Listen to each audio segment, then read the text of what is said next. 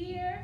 So welcome to Off the Court with Harvin Council. Off the Court with Harvin Council is a motivational session where Harvin takes the principles that he learned on the court, off the court, and applies them to his life. After the session, we will have time for any questions, comments that you guys may have. We will also have books for purchase over here, so make sure you get one. Yes, we do have Cash App, and we take cash, so make sure you get one. So I'm going to turn it over to two individuals who know my dad very well, both on and off the court. First, we'll have Trevon Pate, and then we'll have Pastor Thomas Bell. Good afternoon. Good afternoon. How y'all doing today? Good. Good. Well, I'm gonna tell y'all a little bit about Coach Council. Growing up as a young boy here in Camden, going around playing basketball, I would hear a lot of people tell me about my dad, Andre Hines, and Harvin Council when they played basketball here locally at Camden High. So as a young boy, I always I asked my dad questions about the two of them. And then when I got to middle school in 8th grade, Coach Council moved back to town, and he was our middle school coach. Well, I thought having Coach Council, it's gonna be a breeze. You know what I'm saying? My dad's gonna be cool. It wasn't nothing like that, man. He pressed us to death, man. We ran. Moving forward from middle school, going on to high school, he then moved with us and became our JV coach. Thinking it was tough in 8th grade, it got a little bit tougher in 9th grade. We had a report time, we had to be in a certain classroom. Well, school let out at 3:10. We had the 3:30 to be in the classroom. When we got to 3:30, you need to be in there, you need to be seated, you need to be having your homework done. And then he came in, every day he had these pamphlets, stapled. He had this whole booklet, work set, you know what I'm saying, that we had to go through every day. And one of the things that he did to us that my 9th grade year was he made us remember a phrase to get into practice. You might have read the book and know the story, but the 5 P's to success. In order to enter the gym that day for practice, you had to know what the 5 P's to success were. And that was proper preparation prevents poor performance. So then he was putting the seed work in with us to be responsible adults. At that time, we didn't know. We thought it was just all going over our head. Secretly, between us and the guys in the locker room, we didn't call him Coach Council. He was either your daddy or the drill sergeant. The drill sergeant said you got to be on the court in 10 minutes. Or your daddy said, like just amongst the guys. That's how he was. Like he didn't play no games with us, man. He was strictly by the book. Either you got it done or you get on the baseline. So we quickly learned, man, hey, Coach Council said do this, or your daddy said do this, man, you need to hurry up and get out there.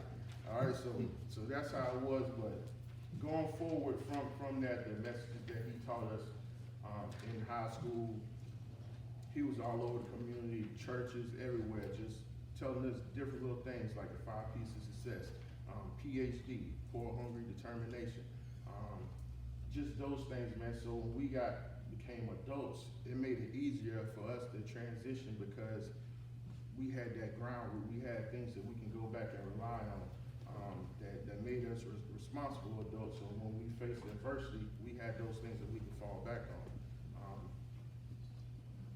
Becoming an adult and moving back to Kershaw County, we started a program called Vision Academy. Vision Academy, we use those same tools that we did back in 1994. That was. We still apply those today. I work with AAU basketball, and I teach my kids the same thing. 5 P's to success, PhD. You need to know these things, man, like not only on the basketball court, but they also apply in life. Like if you got a test coming up and it's the 5 P's to success. If you don't properly prepare yourself for that test, you're 9 times out of 10, you're gonna fail. So it's not just basketball, right? That's the start, but it's more to life. So I appreciate Coach. He's always been a good guy. Whenever you call, he's always there, man. And like I try to tell people, hey, you can learn a lot from this man, man. I know I have, and I appreciate him a whole lot. So that's my introduction to Coach Council. Thank you. Thank you.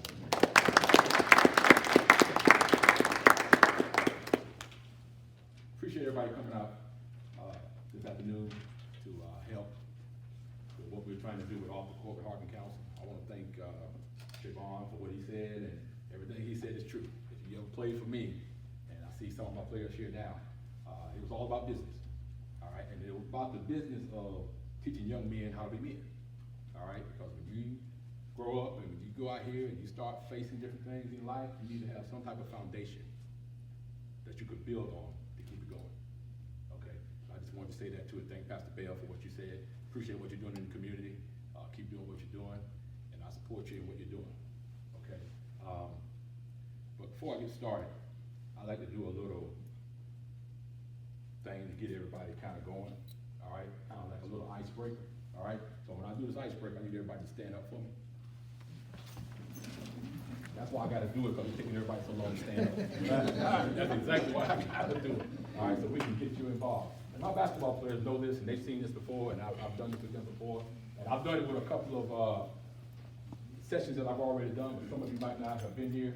All right, so we're gonna do this, and the sooner you get it, the quicker we can sit back down. Okay, the sooner you do it, the quicker we can sit back down. Can everybody see me? Well, I'll stand up here. I need everybody to see me. Okay, what I'm gonna do now, I'm gonna have my hands like this, all right? And I need you to put your hands up like this as well. Every time I cross my hands, you have to clap. Only clap when I cross my hands. Okay? Everybody ready? Everybody ready? Yes, sir. There you go, there you go, all right. How did that sound to you? The whole key, now everybody's gotta clap at the same time. All right, I heard some claps over here, I heard some late claps over here. All right, they all gotta be together, man. They all gotta be together. All right, you ready? How's that? Yeah. Still ain't good though. It was better. It was better. But I need everybody on the same page, man. All right, everybody on the same page. Ready? See, that's a turnover back there. Whoever did that, late, came in late. That's what I call a turnover. All right, last time. You getting better though. You getting better. All right, ready? Y'all ain't paying attention. That's another turnover. Okay, you just lost the game, by the way. All right, ready? Okay, that's not too bad. Not too bad. All right, good job. Good job. Now y'all wait. Now y'all ready to go. All right. All right, but before I start to and get into my message, man, I want to kind of put a young man on the spot, and he don't know I'm gonna do this, but Devontae Johnson, can you stand up for 1 second? All right, Devontae is a basketball player here in Kershaw County. All right, Devontae is also a lead scorer in the business area in Kershaw County. All right, they're 2-0 in the conference right now. I think a lot of people didn't think they would be 2-0 in the conference right now. All right, but he is the leading scorer right now, all right, for his area, in this area, the Midlands area, all right? But that's not why I had him to stand up, okay? I had him to stand up because he has a grade point average of 3.9. Okay? 3.9. It's easy for him to play ball, all right? But guess what? After a certain point, they're gonna take that ball away from you, and then what are you gonna do once they take that ball away from you? 3.9, he's gonna have something to do. He's gonna have something to fall back on. All right? And you got another guy that's sitting back here. I don't know what Trey John's average is, but I know he's a good student. Stand up, Trey John. I know he's a good student. He's also the leading scorer for his team in Kershaw County. All right? These are two good young men that are doing some things besides out here with their pants hanging down, walking the streets. All right? No vision, no direction. But these two young men have vision and direction, man. All right? They got some strong men standing beside them, pushing them, helping them get to that point. So you guys keep what you're doing. Keep doing what you're doing. I'm proud of it, and I'm sure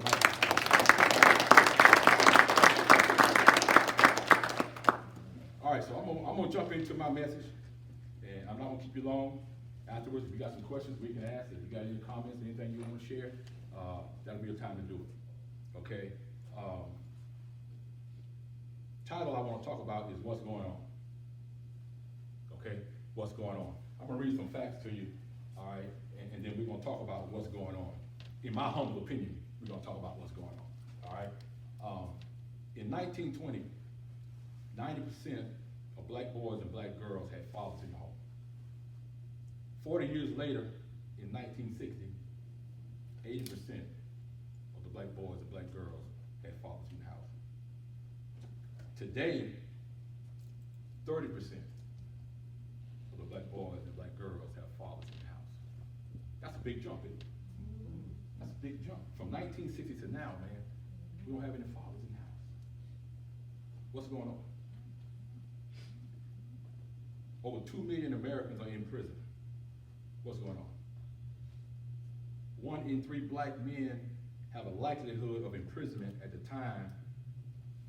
some time in their lives, compared to 1 in 17 white men.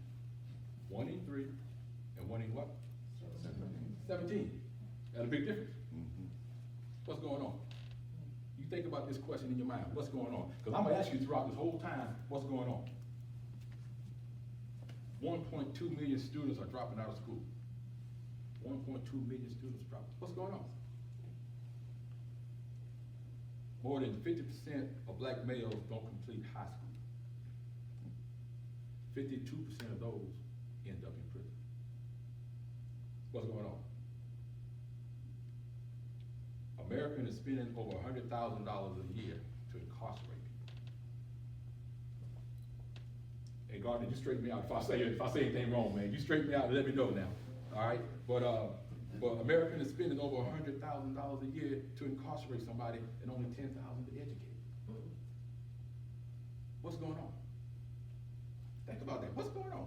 Just the stuff that I read you so far, what's going on? Students are fighting teachers in school now. Where'd that come from? What's going on with that?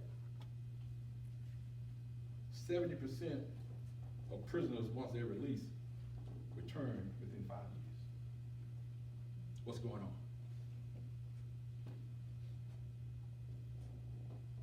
There's a thing that I heard about this rap music, and it's been happening in Suffolk County.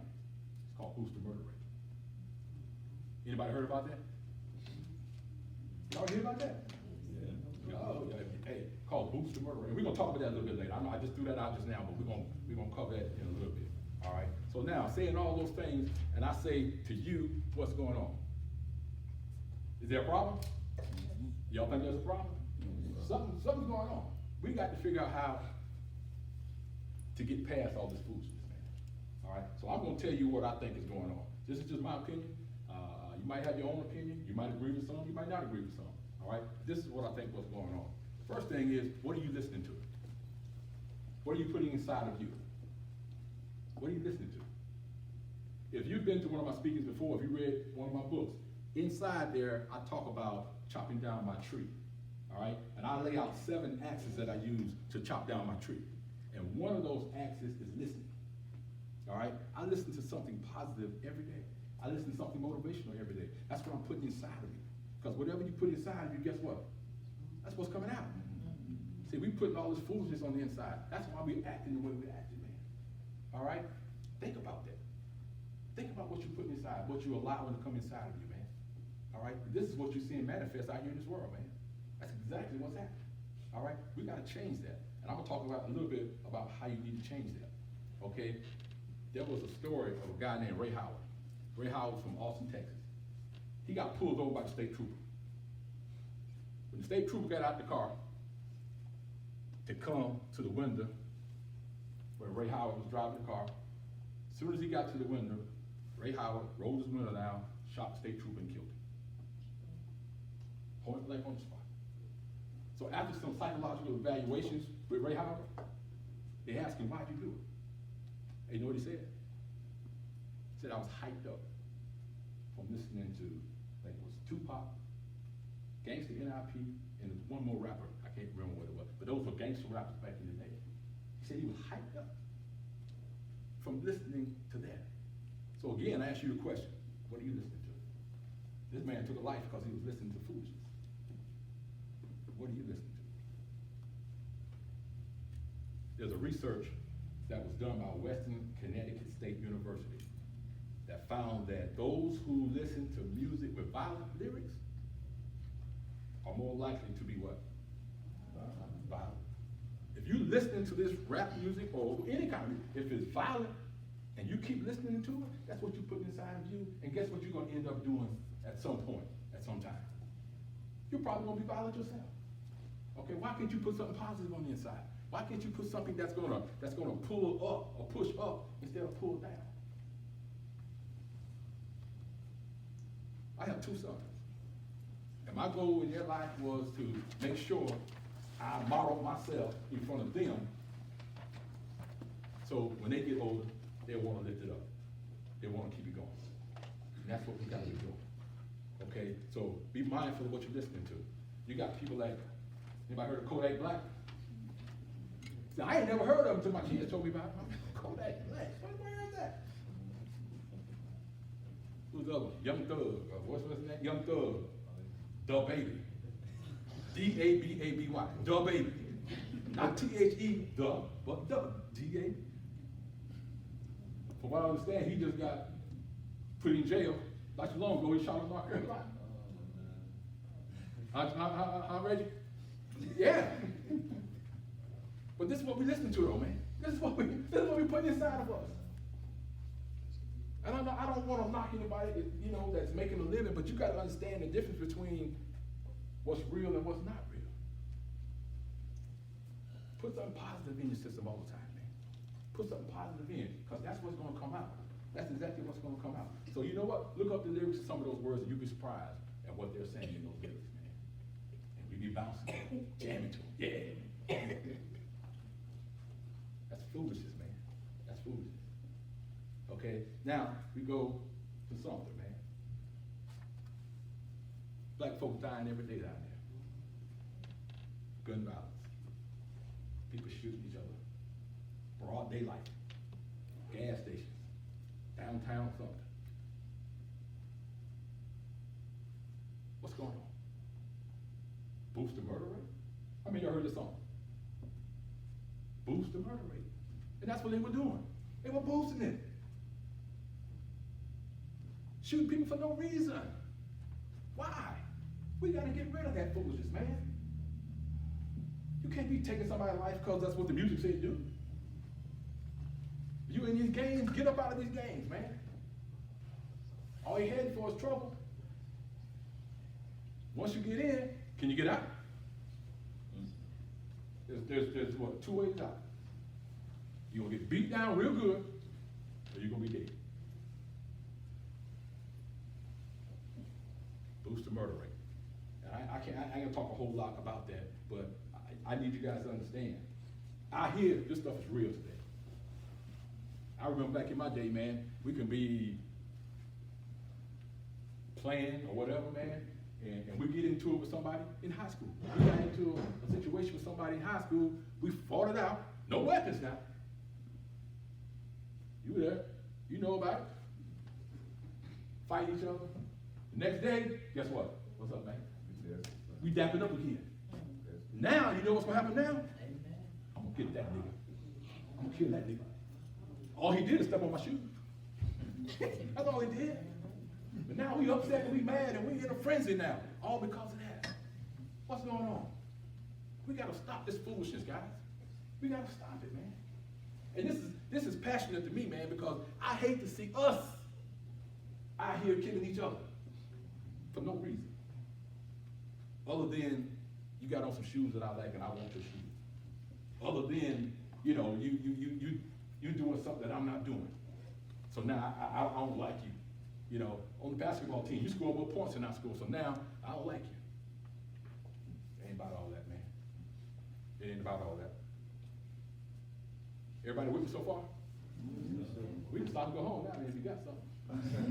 All right, we're gonna keep it going just a little bit then. We're gonna keep it going. There's a quote that says, whatever's in the well will come up in the bucket. Think about that. Whatever is in the well gonna come up in the bucket. Whatever you putting down in here, that's the only thing can come up. That's the only thing can come up. Put something good in the well so you can bring something good out the well. Y'all need to be writing this stuff down, man. It's good information, man, y'all. The next thing I think to answer the problem of what's going on is the power of words. Okay? The power of words. You know how powerful your word is? You know how powerful it is to say something? You know, I can come up to this young man right here, and I can tear him up or I can tear him down, just by my words.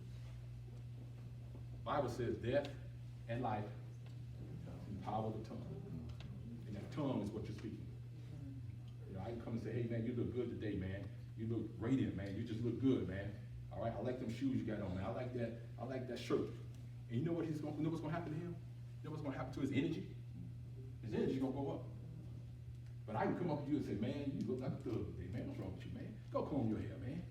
And what I'm doing now, guess where you're going? Guess where his energy going now? It's going straight down.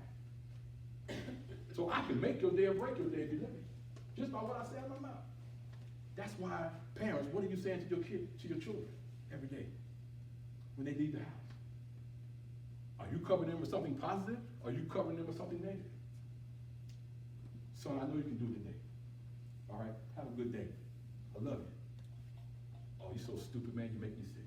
Every time I turn around, you're doing something. Every time I turn around, I gotta come up to the school because you're doing something stupid. You just make me sick. I wish you'd never been born. Y'all said, oh, but that's what we say to our children. That's what we're saying. And then when they go out there and mess up, we wonder why. Look what you feed them. Look what you feeding them, man. Why should they care? Mama don't care about me. She wish I wasn't born. I read a book the other day. This guy was in prison for 16 years. Had a life sentence.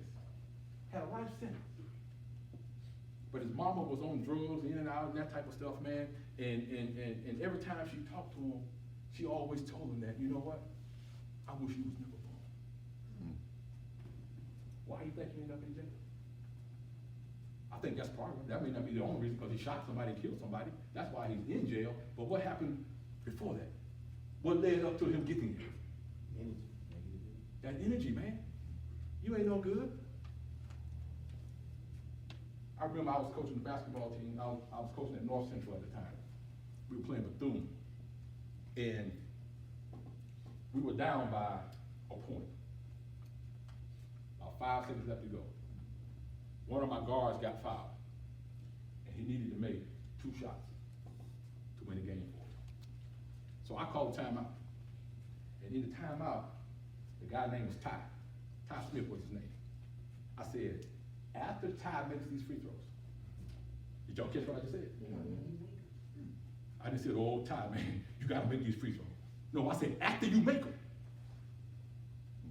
After you make them. Not if you make them, or please make them, but after you make them, this is what we're gonna do. And Ty stepped up to the line, and guess what he did? Made both free throws. Now, if I went in the huddle all timid and shaking and said, oh, guys, we gotta make this free throw. Oh, we gotta, you know what's gonna happen? He gonna start shaking and trembling and like, oh man, now he's thinking about it. Oh man, my coach got confidence in me. So I'm gonna step up to this line and I'm gonna make these free throws. That's what we gotta be doing to our children. Put that confidence in them, man. When they step out there, they know they can do anything they wanna do. You gotta put it in, man. You gotta put it in. Not wait for somebody else to do it. And that's what we do all the time, man. We wait for the teachers to do it. We wait for, these teachers don't care nothing about your children. Now I can say that because I used to be a teacher for 12 years. I mean, I care, and you know what, I shouldn't say that. Most teachers care, but they're spending so much time today on discipline, they ain't got time to teach your child. In a 45-minute period, I'm spending 30 of them trying to get Bobo to be quiet. How am I gonna teach them anything when I'm trying to spend all my time trying to get them to pay attention? And I got 30 plus kids in the classroom.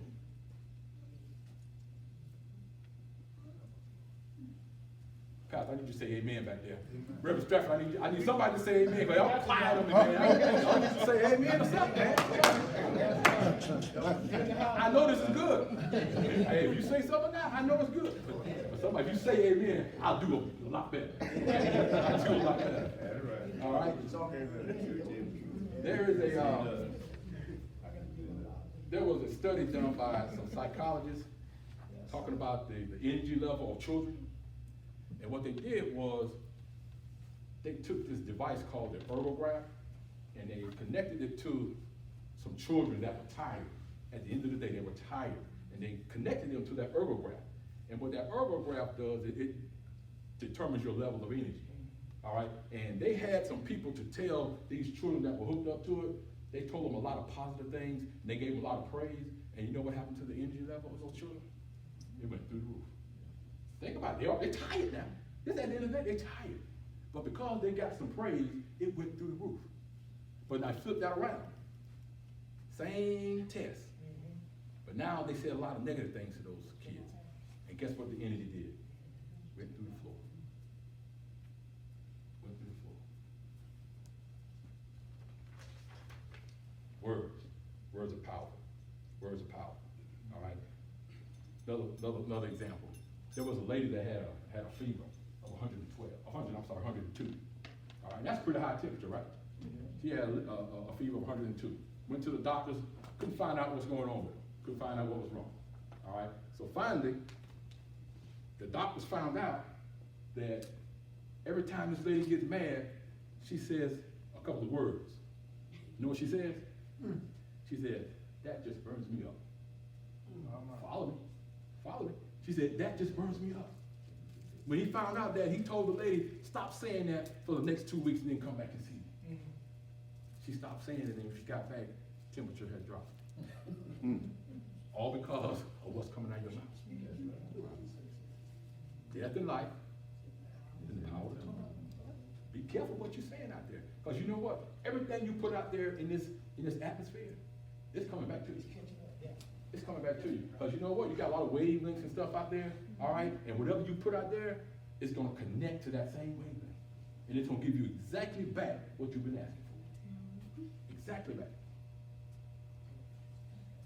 Hello? Anybody know about the Whittle Lynch letter? Anybody heard about the Whittle Lynch letter? All right, I'm gonna share a little bit about the Whittle Lynch letter, man.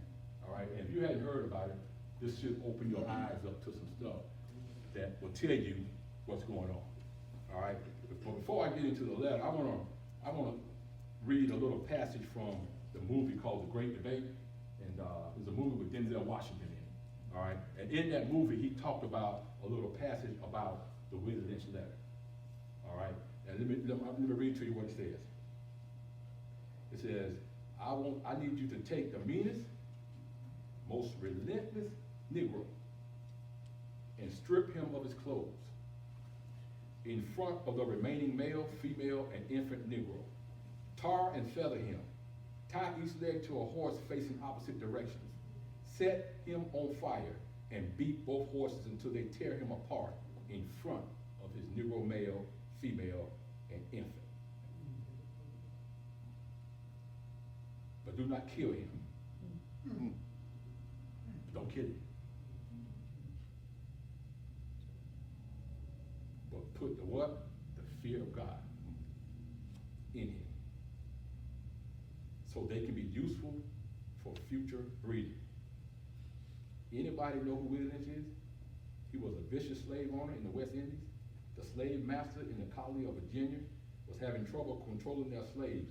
So they sent for Mr. Lynch to come to teach them his method of how to control the slaves. The word lynching came from his last name.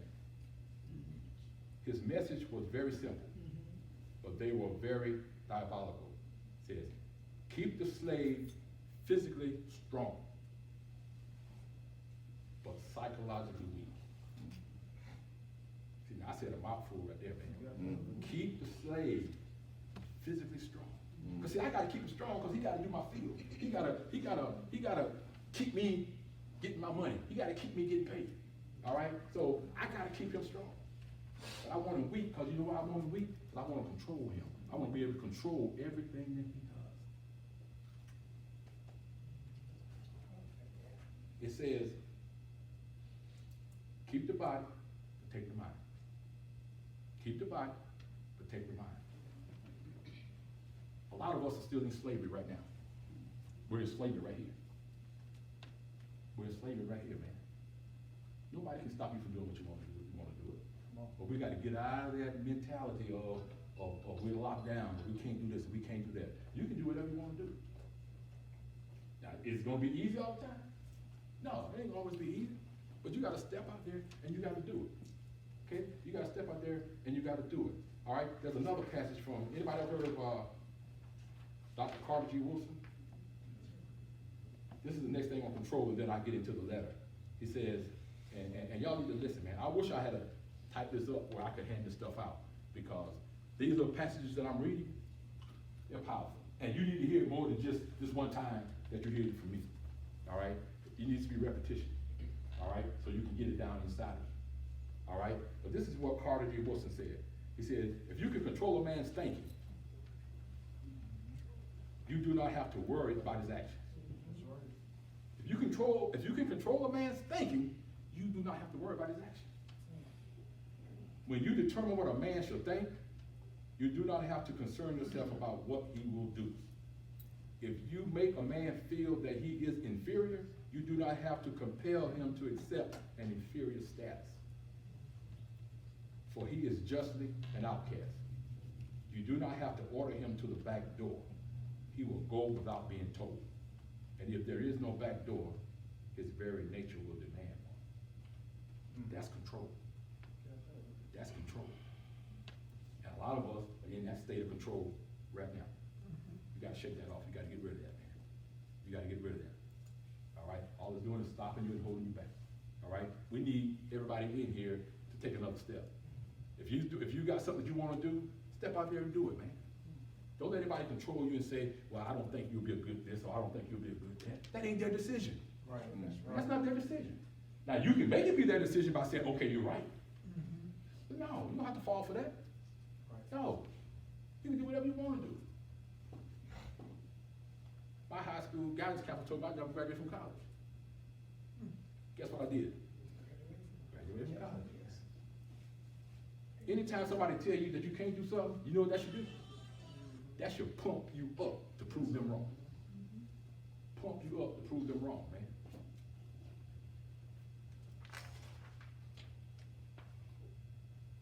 All right, here's a little passage from the Willie Lynch letter.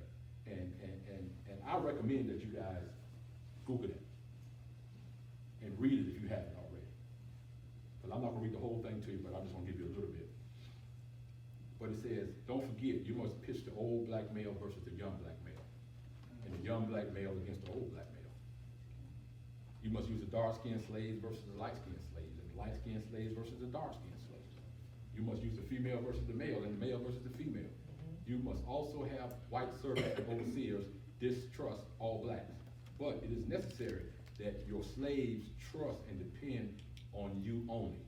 They must love, respect, and trust only you. That's what the slave owner is telling to the slave masters that are going to be working with these other slaves. Now you think about that. When you look at that, what do you see in that passage when you look at that? What do you see there? Because I see something big right here. What do you see? Anybody? I see control. Division.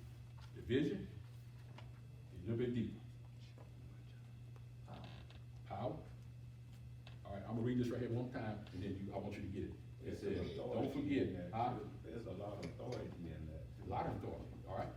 Don't forget, you must pitch the old black male versus the young black male. What is that? Yep. Come on, I need y'all to get this, man. Respect, all that's good. Huh? Okay, that too.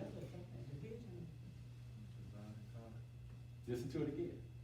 You must pitch the old black versus the young black. Black, black, black, black. What's my message? Black on black crime, man. We're killing each other. He telling you to do it right here. It's black on black. Read the news. Who's killing who? We're killing each other. Why? Don't make sense.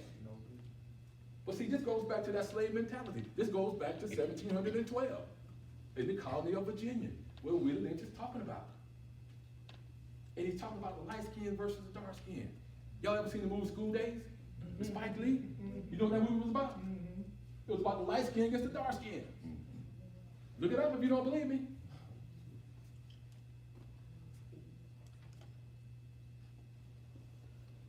Two of the biggest rappers in the game was Tupac and Biggie Smalls. Would y'all agree with that? All right, both of them are good. Guess where they're at now? All right, this is, in my opinion, this is what's going on with that. You got two smart, brilliant, young black men doing their thing, making that money. And then they get into a beef about the West Coast and the East Coast. Who's the best rappers? Now they fighting, going back and forth, bringing family members involved, back and forth. One of them using one of them's wife in a video in a derogatory fashion. And then guess what happens? Not too long after that, Tupac gets gunned down while sitting in the car at a stoplight. A couple of months later, guess who else gets guns down? The same way. Biggie Smalls. My thing is that you got two brilliant young men that could help change the world in our lives. Right. They had the money, they had the power Right. to help, but now they're gone. Two brilliant young men gone. And to this day, who was charged with the murder? Nobody. You know why? They don't care. Right. Every black person you can take out, you're doing me a favor. Especially if they got power. Especially if they got power. Yes, sir. I'm glad we got them two off the street now. We'll be a little bit better now. We gotta stop this thing, man. We gotta stop. Just think about if those two men came together. What they could have done instead of fighting each other. Man, you making it, we making it. Let's put it together and help other people make it. But we won't do that because we'd be jealous. Or he got a better car than me. He live in a bigger house than I live in. He got better clothes than I got. You know what I'm saying? Who cares? Why do you care about that? You shouldn't care about what somebody else is doing. Not to try to, to say that I want to be like him or do what he's doing or have what he has. No. When we come together, guess what we got? We got power, man. We got power. But the thing is, getting people to come together. Getting people to come together. All right? You got more power. When I think about coming together in power, how many of you seen the movie Malcolm X? All right, that's a good movie. All right, you need to watch it if you get a chance. All right, it's old now, but it's still a good movie. And in the movie, there was a situation where a young man was beaten and taken to jail. And he needed some medical attention while he was in the jail. But they didn't want to give him the medical attention. So somebody informs Malcolm X that, hey, we need some help over here. We got a brother here in jail. He needs to go to the hospital, and they don't want to let him go. So Malcolm gets up, and he got his boys with him. They got their little black suits on and looking all sharp and stuff, man. And they walk down like a parade, that people in a parade, man. They walked down to that city hall. And they were all standing at attention like this. So Malcolm walks up the steps and goes in the city hall and say, hey, I'm not asking you to let this guy out, but I'm asking you to let him get the medical attention he needs. They didn't want to do it. So you know what Malcolm said? He said, I suggest you look out this window. So the officers turned back and looked out the window, and they saw all these African Americans standing like this. And they wasn't going nowhere. And they gave in and let that man get medical attention. Because we did what? We came together. So you got more power when you come together. All right? You got more power when you come together. You know what? It's like if I, let me use you for a second, man. All right? Now, I like to use how much power we got by my hands right here, man. All right? If I, he laughed because he thought I'm gonna do it. All right? But now, I'm gonna hit Trayvon with my hand wide open. All right? I'm gonna hit it right there. All right? Now, I'm gonna close my hand. I'm gonna hit it with my fist. All right? Same force that I did with my hand open, I did with my hand closed. Okay? Which one hurt the most? The fist. Why? Somebody tell me why the fist hurt more. Because it came together. When I'm separated like that, I ain't got no power. Thank you, man. But when I come together, guess what? I got power. You got power when you come together. All right? And we've got to come together. All right? We got so much power, guys. You know what? Every time Martin Luther King marched, did he march by himself? He had an army behind him. He had an army with him. That's why he was able to do what he did. You can't do it by yourself. He couldn't do it by himself. He had a group with him, standing by him. That's what we gotta be doing. We gotta stop hating on each other, guys. And everybody in this room, African American, we gotta stop hating on each other. We gotta come together and help each other. What do you need? What do you need? How can I help you be better? What can I do to help lift you up? All right? That's what we gotta be doing. Because you know what? I do this thing called a lunch and learn. And Pastor Bell is my witness to this. Once a month, I find somebody in the community who I have a lot of respect for, and I take them to lunch. And what I do when I take them to lunch, Pastor Bell? Ask questions. I had index cards. I had 13 questions on the cards, and I asked him those questions. Because I want to grow and get better, man. I want to be a lifelong learner. I want to continue to grow. I had lunch with my man right here from work. All right, same thing. Because see, you got to get around people like-minded who's going up here and let them pull you up with them. I saw this image the other day, and I saw it on Facebook. I saw where two people was climbing a tree. You had two people on this side climbing a tree, two people on this side climbing a tree. All right? You had one group over here, one group over here. This group over here was climbing the tree, and the person at the bottom was pulling him back down. Then the other one on this side was climbing the tree, and the other person was pushing him up. Guess who was pulling down on this side? Huh? Say it again, Sharon. The African Americans, the black people. We pulling them down. This man trying to go up, but we grabbed him by the leg. No, you can't go. I ain't there. You can't go. Amen. Why you gonna get there and I ain't there? But guess what? If he get there, he can help you get there. But you pulling him back down. That's foolishness, man. Then over here, guess what he's doing? Go ahead, bro. Go ahead. I know when you get there, I know you're gonna look back at me. I know you're gonna help bring me with you. That's how the game is played. That's why we gotta come together, man. To push each other, not pull each other back. Push up, not pull down, man. Somebody say amen or something. Amen. Thank you. Amen. Thank you. Obama became president because people came together. Most people don't even know what he stood for. Most African Americans don't even know what his platform was when he ran for the president. But all they knew was one thing: he was black, and I'm gonna vote for him because he's black. And I make light of that, but guess what? See what happens when you come together? Right. This is what happens when you come together, man. We gotta come together. We've been spread apart way too long, man. We the list said, I don't want you to come together, because if you come together, you got too much power. Amen. You got too much power if you came together. I need you to be separate, because as long as you're separate and divided, and I got you fighting each other, and I got you hating on each other, That's right. guess what? I got you. I can sit back in my plush office on the 3rd floor looking at the Hudson River and say, hey, it ain't happening today. Right. I got him. I got him under control. You get on a job and you know you got more experience and you got more potential and you got more than that next person, but do you always get the job? But they do.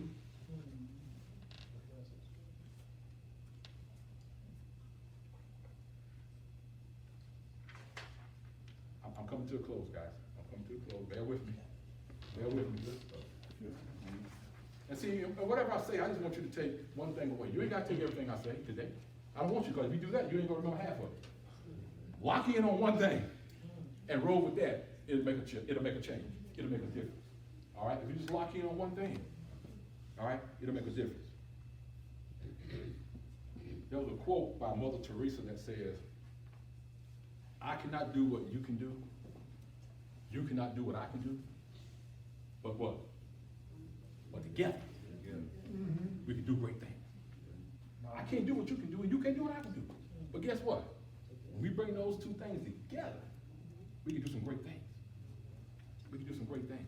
All right? That's why you gotta bring that thing together, man. You know what? That's like a basketball team, man. You got 5 players playing at one time, but you need all 12 or 15 players on that bench, man. Because somebody's gotta be practicing, getting them better. All right? And you gotta be in a position that if somebody go down, next man up. All right? But you need all those people to make it happen. You need all those things tied together to make it happen. Okay? So now the question is, how are we gonna fix this? How are we gonna fix this? All right, I've got this thing where I talk about, are you there yet? And R being the pivotal word, all right? And I take the word R and I break every letter down. The A stands for attitude, the R stands for reading, and the E stands for education. That's how we're gonna fix this. That's how we're gonna fix it. By our attitude, by our reading, by education. You got to have the right attitude if you're gonna change anything. All right? You got to have the right attitude. All right? And I know you've heard this before, but it said attitude determines your altitude in life. That means how high you can go. How high you can go. Your attitude is gonna determine that. All right? If you got a bad attitude, you ain't going very high in life, man. And most people today got a bad attitude, man. You know, when things don't go your way, you start pouting and moaning and groaning. You know what? It doesn't matter what happens to you, it's how you respond to what happens to you. Because life is life, and guess what? Things gonna happen. My job is to handle it the right way. I can tell you right now, the jails and the prisons are probably full of people who responded the wrong way. Somebody did something to you, so now I'm gonna retaliate and do something back. All right? So now you get locked up just like they get locked up. If you have a fight in school and you're fighting, you ain't starting to fight, but you fighting, guess who's gonna be suspended? Both of you. Both of you. Now I can't say if you hit me, I ain't gonna hit you back. But that's just nature. You know what I'm saying? That's just nature. But you gotta have the right attitude when you face these things, though, guys. You gotta have the right attitude. Okay? Because attitude will determine how far you go. All right? And I like to use my job as an example, man. We had a rough week this last week. We were short with people. The labor wasn't what we needed. So we had to run 5 people on each side of our spending machine. All right? But we only ran 4 for the last 3 nights, man. So that means that's extra work for our operators. Okay? Now, when you come in that door to work 12 hours, if you ain't got the right attitude, it's gonna be a long night. It's gonna be a long night. All right? And you know sometimes somebody ain't gonna show up. That's just life. So how you gonna act, how you gonna respond to that now? Either I'm gonna say, okay, they're not here, this is what I gotta do, I'm gonna do it to the best of my ability, and I'm gonna do it safe, and I'm going home. Or I can come in there and say, man, every time I turn around, we always gotta do this, we always gotta do that. And guess what I said about the words? Remember I said about the words? You're speaking your day into being right there. Because you know what? The first 18 to 20 minutes, when you get up, first part of the day, the first 18 to 24 minutes, whatever you do in that time frame, you are setting your day. That's right. You are setting your day. So if you're getting up on the wrong side of the bed, I challenge you to start getting up on the right side of the bed. Don't get up on the wrong side. Everybody that use that excuse, I got up on the wrong side. Why? Nobody told you to get up on the wrong side. Get up on the right side. You know what I'm saying? Get up on the right side, man. All right? Control your day from the beginning of it, man. And that's when I start chopping down my tree. First thing in the morning, man. And when I chop down my tree, I have 7 axes. I pray, I read, I exercise, I visualize, I say affirmations, I take the initiative to do it, and I listen. I do those 7 things, man. And every day. So whatever's in front of me, I'm chopping that joker down. I'm chopping it down by what I'm saying out of my mouth, man. I'm chopping it down. But you gotta have the right attitude. All right, the next thing is reading. Read. All right, read. Read. Read. Read. Read. Reading changes the game. And I can go on and go on and on and on and talk about my reading and that type of stuff. I just share a little bit with you. But I found out that the average American reads 1 book a year. The average millionaire reads 1 book a month. Don't answer this question, but how many you read? How many do you read? Okay, so I decided that, you know what? If the average millionaire reads 1 book a month, I'm gonna read 2 books a month. Oh, Harvin, you trying to be a millionaire? Yeah, aren't you? Aren't you?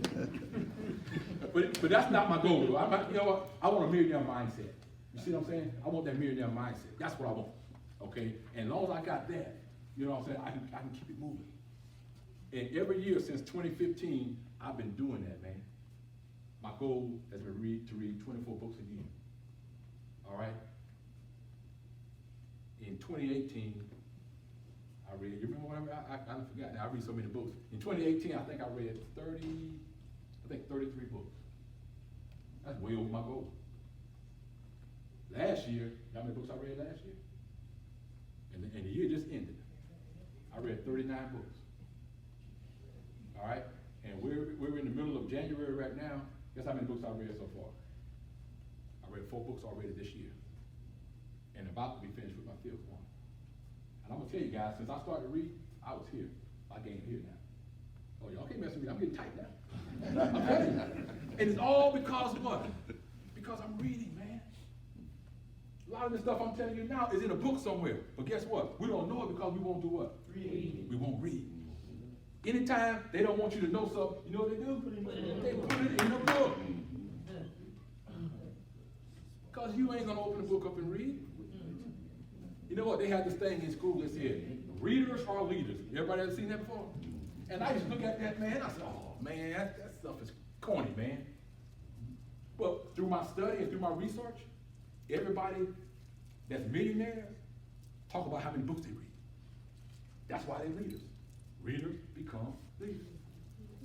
That's why they do it. And I'm like, man, I see why now. Okay? So you guys, if you're not reading, you need to be reading. All right? And get your education, man. All right? Get some type of education. I ain't say everybody got to go to college because college ain't for everybody. But you can still be learning. You still got to be growing. You just can't graduate and then sit there and say, I'm not going to do anything else, man. I'm just going to chill and see what happens. No, you got to do something. You got to do something. Because after a certain age, mom and dad, you're in the house with them, whoop, you got to go. You got to go. Time for you to figure this out on your own. I done tried long enough to get you there, but you ain't paying attention. All right, now I'm going to have to feed you to the wolves, and you're going to have to fight your way through it. And it's all right to fight your way through it a little bit because you strengthen yourself and you're getting ready for it. All right? But if you don't have to go that route, don't go that route. Okay? Don't go that route.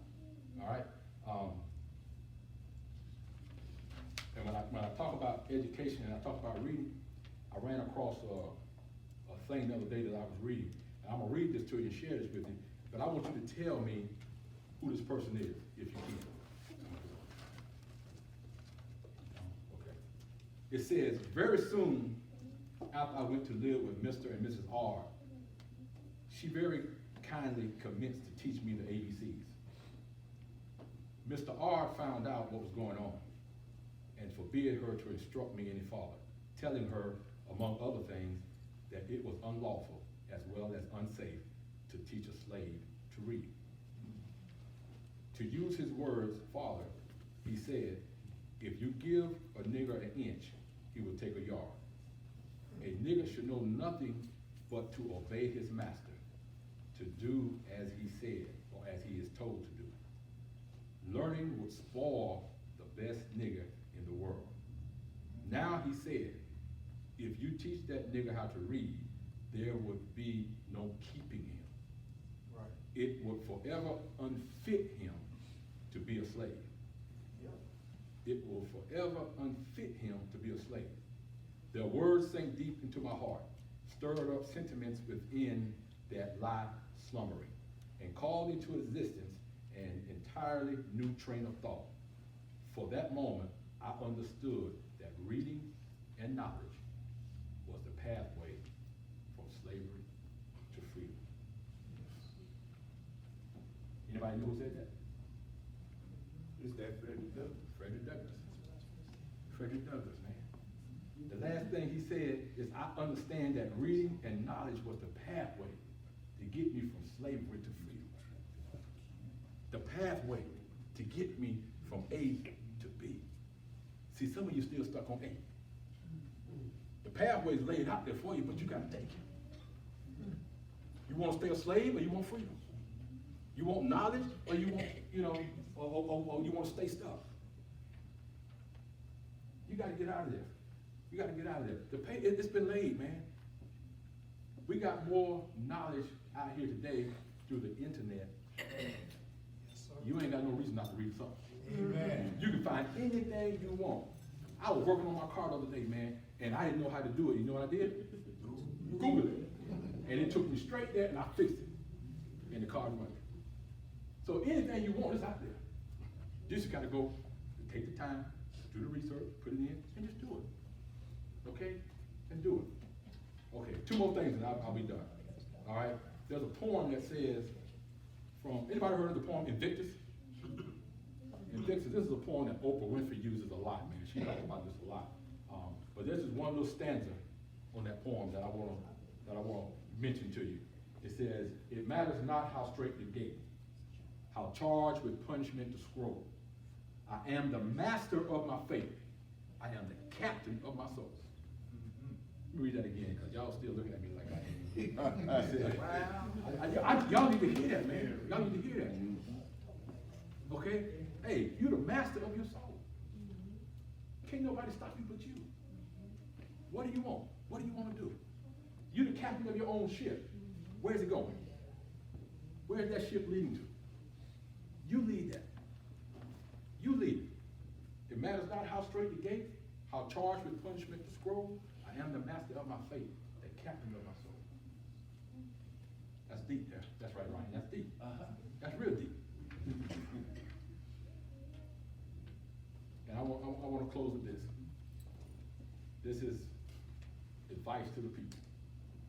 I came across this when I was reading the other day, and I said this would be good to use to close on this.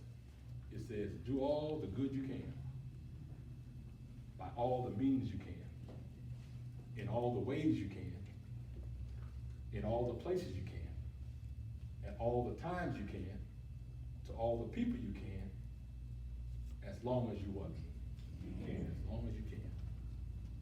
As long as you can. Okay? Questions and comments?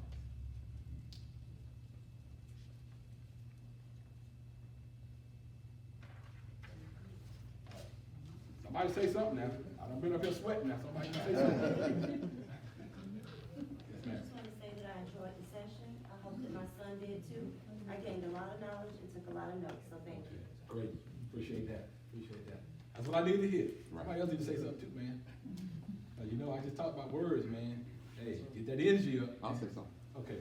We just thank you for your inspiration. You did a wonderful job. Yes, sir. I just have to say this. I believe that if we leave here and we don't take those nuggets Right. and use them in our lives, we'll be at the same place the Right. next time you come here and talk. Right. So the question is, what are we gonna do as a community to move us to that next level? We gotta keep it going, all right? Yes, ma'am. I just want to say that I really enjoyed everything, and one thing that I took away was your words, speaking positive. Yes. Positivity. This is my sister-in-law, and every morning before I go to work, she tell me she love me and to have a great day, and that really sets the tone for my day. And I appreciate all the positivity that she speaks into me, and it helps me speak it into my child too. And you're right, when you see a child, they're tired, and you give them praise, my child is like, when I say good job, she jumps up for Yeah. joy, and that's Right. something that I'm learning to keep doing, because that's something I didn't have. So speaking that into my child is working wonders, and I appreciate that, and that's teaching me to keep doing it. So thank you for everything that you said today. Great, great. That's how we gotta do it, man. We gotta keep passing forward, man. Gotta keep passing forward.